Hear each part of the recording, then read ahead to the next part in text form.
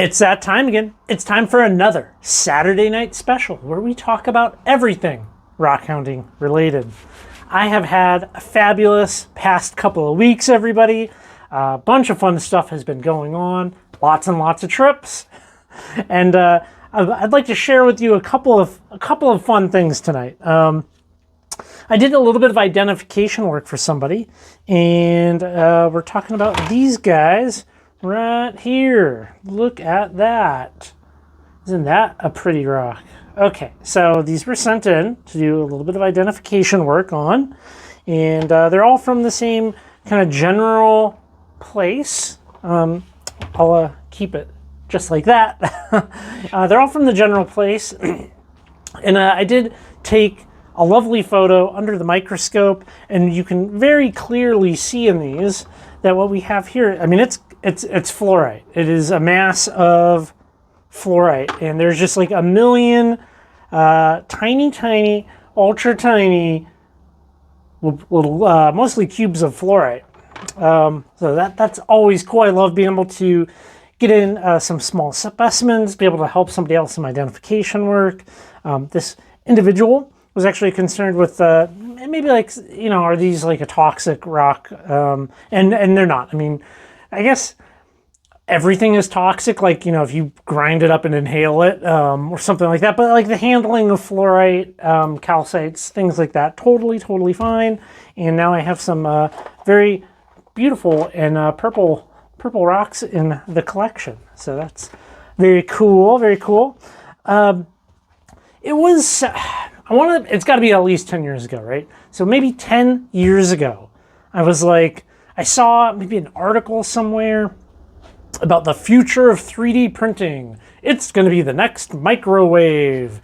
Everybody's going to have a 3D printer, and there'll be like a plastic recycling machine, and you just throw your old plastic in, and it makes little BBs of plastic, and it just goes into a printer, and then you just have this infinite recycling machine. You know, this is, maybe it was longer, maybe it was like 15 years ago, and I absolutely wrote that off as like, what, like people are going to be making things out of plastic in their houses? I think I probably had that type of attitude. And here we are, we'll just go with 15 years later, and people are making very cool products in their house. I don't think anybody's doing the throw in like a plastic bottle and then make PLA plastic and then make things like this. But if you didn't see, these are 3D printed slab guides with a magnet inside it, which is very cool. You can stick them to the side of the container here. And I love cool, smart, innovative little products just like this.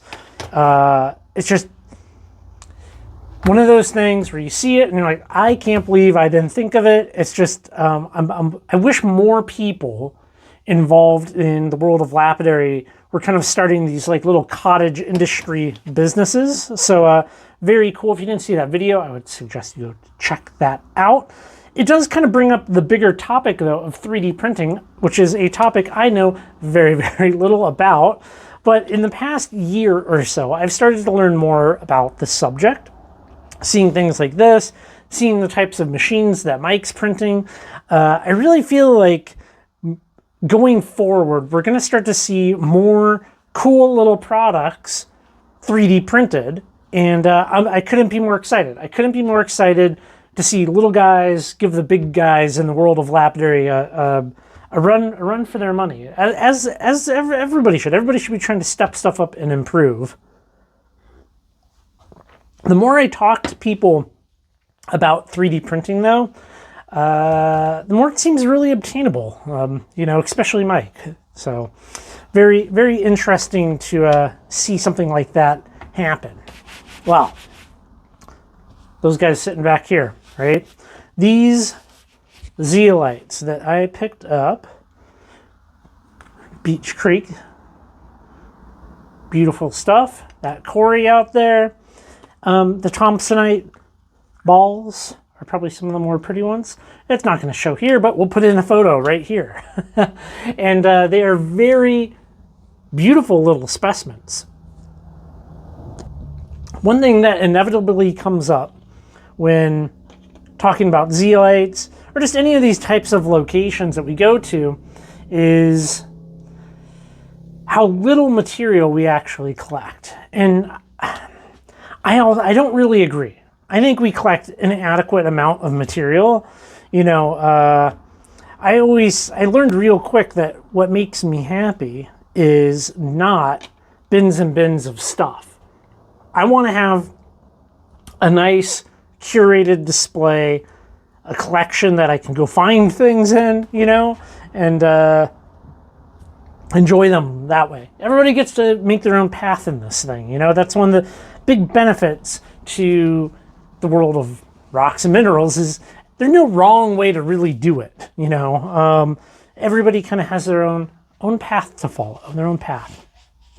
But it's very cool to be able to go to the places that Rudy went, stand in those locations, historically significant collecting localities, collect specimens that I can study myself as I continue to learn. I'm not by no means the zeolite expert, but I would just like to have cool specimens to be able to pull out, look at under the microscope, you know, have visuals to go along with the things that I read, which, you know, isn't that the goal here? Isn't that the journey? You know, you want to read something, go somewhere that you read about, collect things that you read about, come home, learn from them, and you rinse and repeat. You rinse and repeat. And the second time's always the better time, you know. We will definitely be heading back to the Beech Creek Quarry. Well, fossils. We're not just into rocks and minerals, where I also enjoy a good fossil, just like these guys here. So we went to Fossil, Oregon, went to the Wheeler High School fossil beds, and this is one of the fossils that we collected, me and Sarah. We collected this. Very cool. I'm very happy with them. Well, there's a little bit of how to say this.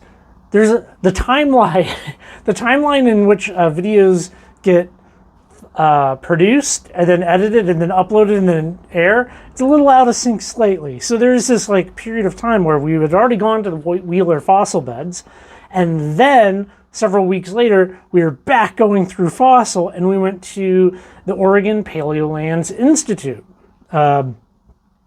Or Oregon Paleoland Center, whatever. It's in Fossil, okay?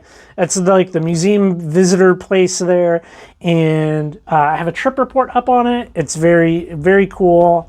Please go give that a read.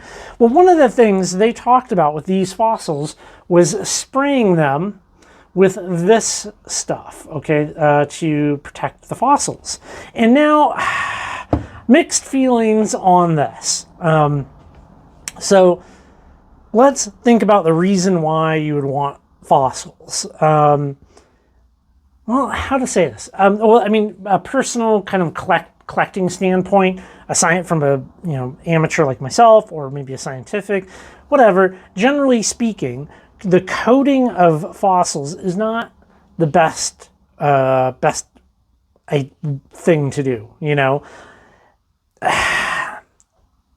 I think they suggest you spray these, though, because it does make them more durable. Now, I sprayed one side of this fossil that is like book matched, you know.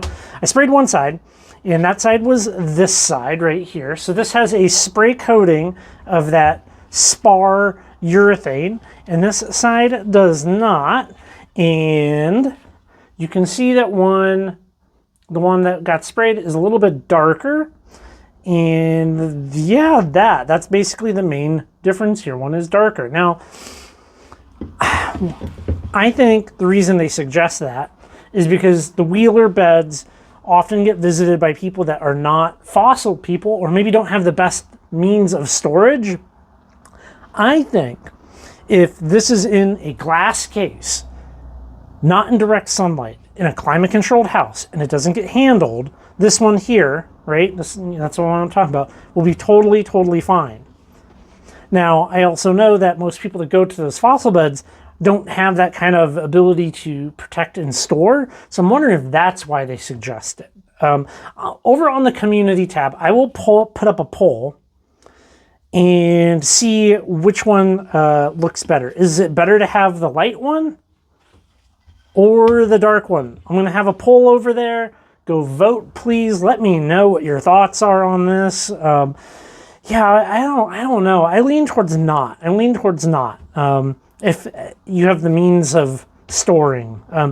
I think if you don't have the means of storing, and this is going to be like something on a coffee table, maybe like kids are going to touch it or something, probably the spar urethane makes sense from that perspective. So interesting. It's interesting to see the kind of before and after. I guess this will be the real test to see if if it's a necessary thing to be doing with at least the sedimentary fossils from that bed. Perhaps you remember, some of you that are, I don't know, those who watch all the Saturday night specials, I received a book a while ago, and I commented on the Bookplate in it, and we talked a little bit about Bookplates and some of their, I guess, in that case, that one's slightly crude nature. Well, I commented that I have wanted a bookplate of my very own. As somebody who loves books about rocks and books about minerals, to have a bookplate to be able to mark my personal forever library as being my own, somebody reached out and was like, let me design a bookplate for you. And this is one of the most lovely things, okay? So I have a bookplate right here. Look at that. Look at that. So this is basically a big sticker. And we have two of my most impactful books here. My name, we got some calcite on there. We have a microscope.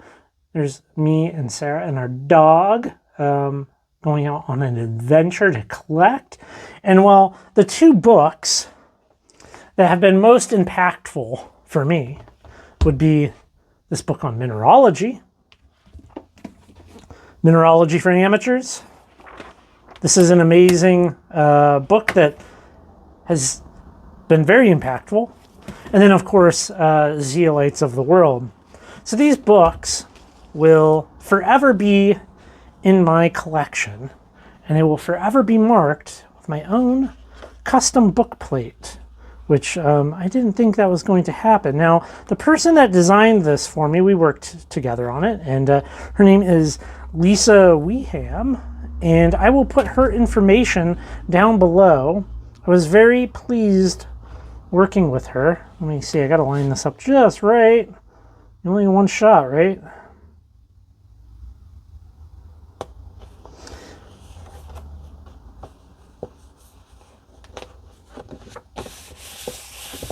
Look at that. Now why in the world would I want to put them on these two books? Check that out. Boom. Well, you may have noticed, if you're a good observer here, right there at the bottom, there's actually these two books in the bookplate. So, yeah, these two books have been the two primary books that, in many ways, for me, have kind of put their book hands on my shoulders and guided me down some fun and interesting paths, I guess you could say. And I am happy to have these forever in my possession. Let's see, gotta get this just right.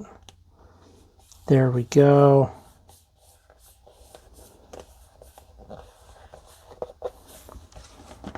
Look at that. Forever. Forever. You know, speaking of books, you know, when people have that like thought experiment of like, if I won the lottery, I would buy 10 boats or buy a mansion or buy an expensive insert thing. I think if I won the lottery, I'm buying books. I guess I don't need to win the lottery for that. Maybe I just need to find like a I need to find like a scratch it on the ground. Aim lower. I gotta aim lower. I need like you know, scratch it with like a $2,000 win, and I can just go buy a bunch of books and continue the path of learning about fossils, zeolites, how to do identification, all of that stuff. But until then, I'll just have to slowly troll the internet for interesting titles and sweet deals, and good ones will get their own book plate. Well, couldn't be happier with the way that went. I've been looking at these. I will have to get many of these printed up because they're very cool. Well, thanks everybody. I appreciate you making it to the end here and hanging out with me out here in the shop on Saturday Night Special number 151. And I will catch you in the next video.